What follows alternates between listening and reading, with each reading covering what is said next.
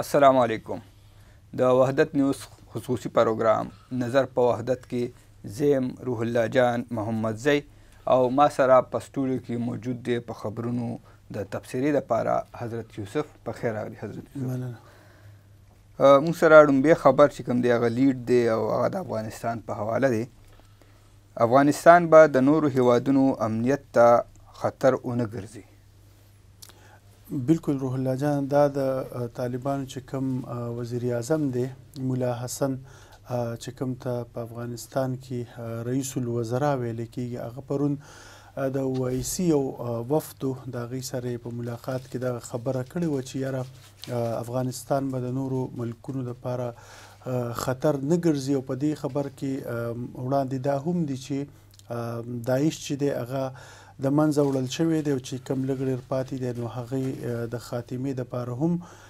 کوششونه روان دي. یقینا دا خو ډېره ښه خبره ده چې د طالبانو د طرف نه نړۍ ته او خپلو ګاونډي ملکونو ته بار بار دا یقین دهاني ورکولی شي چې د هغې خاوره به د نورو دپاره د خطرې باعث او علت ونه ګرځي. خو پکار ده چې بیا دغه خبرې په عمل کې هم راوستلی شي، لکه څنګه چې موږ ولیدل په تېرو ورځو کې نه خو د افغانستان په مختلفو برخو کې چې کومې حملې وشولې، په جوماتونو کې حملې وشولې، په عامو ځایونو کې، په سړکونو کې پخپله پکې طالبان هم ټارګټ شول، د هغوی چې کوم دیني علما دي هغه پکې په نښه شول. د دغه حملو ذمهواري داعش ډلې اخیستې وه، څو ځله یې واخیسته، بلکې او همدغه شانتې کې د طالبانو د طرفه بار بار په خپل هغوی دا وایي چې په مختلفو ولایتونو کې چې د هغوی چې کوم طالبان دي هغوی چې کوم اپریشن کوي، عملیات کوي، په هغې کې هم د هغوی د طرف نه څو ځله وویلی شو چې یاره دومره داعش جنګیالي چې دي هغوی وژلي دي، نیولي دي، زخمی شوي دي پکې. نو دغه پخپله هغوی پخپله هم په بیانونو کې مني چې په افغانستان کې داعش جنګیالي شته دی او دغه ډله چې ده نو دا د افغانستان تر څنګ بیا د سیمې د نورو هیوادونو دپاره هم د خطر باعث ګرځي. د نور ملکونه ګاونډي ملکونه چې کوم دي، خصوصي طور ایران دی، پاکستان دی، روس وغیره دي، دې ټول په دې باندې د وړاندې نه د اندېښنې څرګندونه کړې وه او د طالبانو نه او بلکې د اشرف غني صاحب حکومت چې په هغې کې هم د هغې نه بار بار دا غوښتنه کېدله چې یاره د دغه ډلې د خاتمې دپاره د اقدامات وشي. تېره ورځ هم په 14 نیټه باندې چې کوم په ماسکو کې کومه د ماسکو فارمیټ غونډه شوې وه، په هغې کې هم د نړۍ د طرفه د طالبانو نه غوښتنه شوې وه چې دغه د داعش او نورو چې کومې ترهګریزې ډلې دي بهرنۍ د هغې د خاتمې دپاره د اقدامات وکړي. نو خبره دا ده چې دا خو ښه خبره ده چې دوی نړۍ ته دا بار بار باور ورکوي چې د افغانستان د خاورې نه نور ملکونو ته خطر نشته، خو دا به په عمل کې هم ثابتول وي چې واقعي د افغانستان خاوره چې ده هغه د نورو ملکونو خلاف نه استعمالیږي او دلته نه نور ملکونو ته خطر نشته. لکه حقیقت خو دا دی چې د کله راسې طالبان په اقتدار کې راغلي دي نو موږ وینو چې خصوصي طور زموږ په پاکستان کې او بل په خیبر پښتونخوا کې خصوصي طور د دهشتګردۍ چې کومې حملې دي په هغې کې تر ډېره حده پورې اضافه راغلې ده. د پاکستان د طرفه څو ځله طالبانو نه غوښتنه شوې ده چې دغه چې کوم په پولو باندې دهشتګرد راوړي او دلته کې په چک پوسټونو باندې حملې کوي، عامو خلکو ته نقصان رسوي، خصوصي طور سیکورټي فورسز په نښه کوي، د هغې خلاف د اقدامات وشي او دغه د په آینده کې د دې ته د دغسې کولو اجازت ورنه کړی شي. تاسو د ماسکو فارمیټ خبره وکړه، نو هغه غونډه پرون پای ته رسېدلې ده او وایي کې د ملګرو ملتونو نګرانۍ کې د بین الافغاني مذاکراتو د ډلې جوړولو غوښتنه شوې ده. بالکل دغه خبر هم په وحدت ورځپاڼه کې چاپ دی. دا ډېره ښه خبره ده چې په افغانستان کې د ټوپک او د زور په ځای باندې د مذاکراتو لاره خپله کړی شي، د خبرو اترو لاره خپله کړی شي، د مهذبې دنیا چې کومې تقاضي دي نو په هغې کې یوه دا هم ده چې خبرې اترې د مذاکراتو د لارې حل کولی شي. د افغانستان چې کوم موجوده حکومت دی نو د دوی دعوه ده چې دا د ټولو ډلو په افغانستان کې نمایندګي کوي، خو د نړۍ چې کوم مختلف ملکونه دي، حکومتونه دي، نو هغه د دوی نه دا بار غوښتنه کوي چې په افغانستان کې د یو ټول شموله حکومت جوړ کړی شي،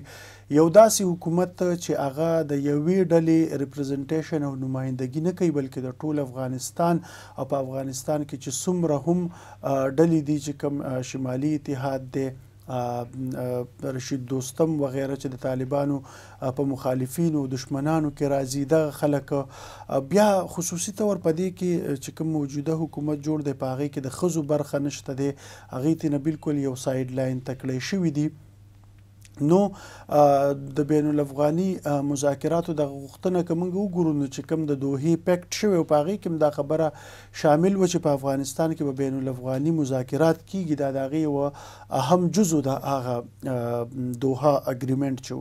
خو د بدقسمتۍ نه موږ چې بیا ولیدل د اشرف غني صاحب حکومت چې کله ختم شو نو طالبان په افغانستان باندې واکمن شول او اړو د دې خبرې هغې ضرورت محسوس نه کړو چې دلته کې اوس بل چا سره د مذاکراتو کولو ته ضرورت دی او بل چا سره د کېناستلو ضرورت دی، خو د افغانستان د ودانولو او د افغانستان د تعمیر او ترقۍ دپاره دا خبره انتهایی ضروري ده چې طالبان د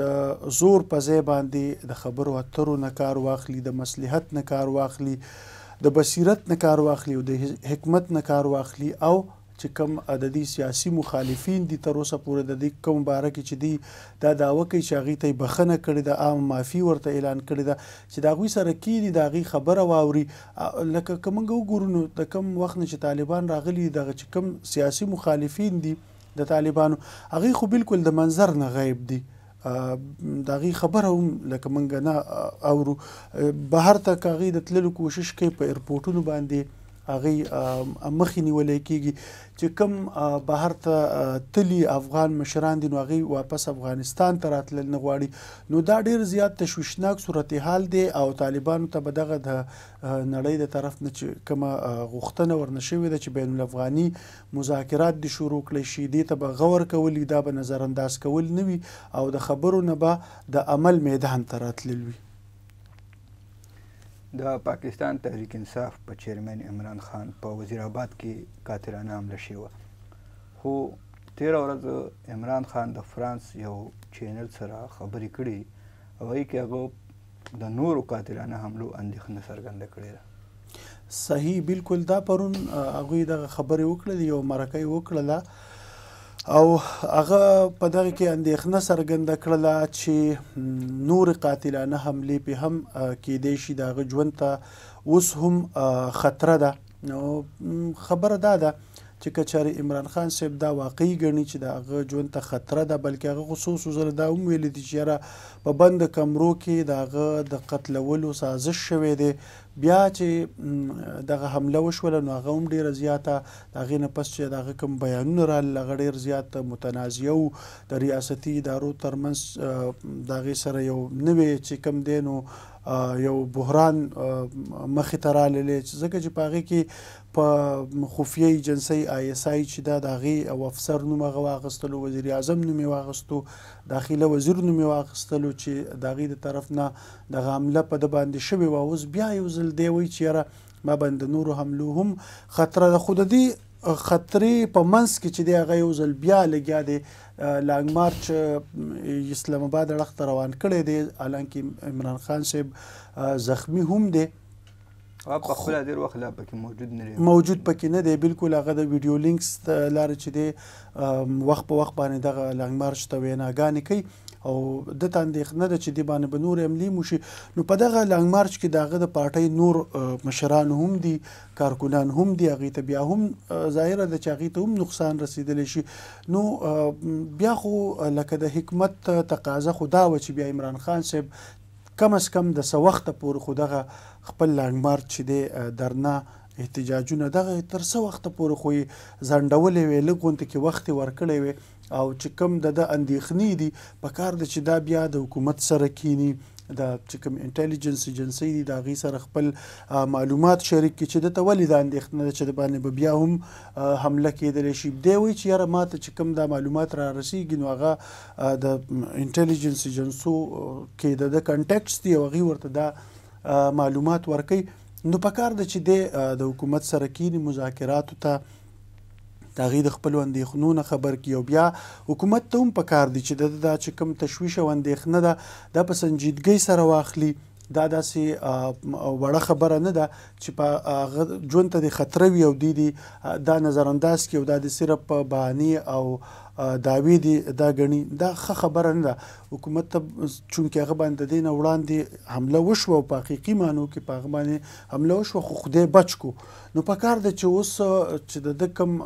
دا بیان ورکړو د دې نه پس حکومت هم د سنجیدګۍ څرګندونه وکړي، د له اضافي سکیورټي ورکړي او عمران خان صاحب هم د سیاسي بصیرت نه کار والي او د حکومت سره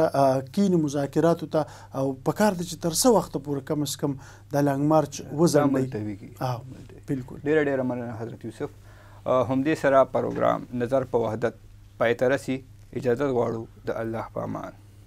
لر او بر تړون وحدت یو وحدت پښتون وحدت لر او بر تړون وحدت یو وحدت پښتون وحدت لر او بر